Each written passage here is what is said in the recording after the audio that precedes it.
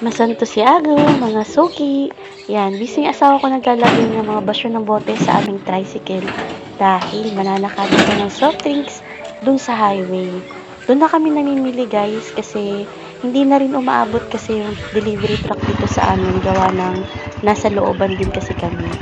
Yan, so siya na lang mag-isa ang bibili para may maiwan dito sa store namin na magbabantay.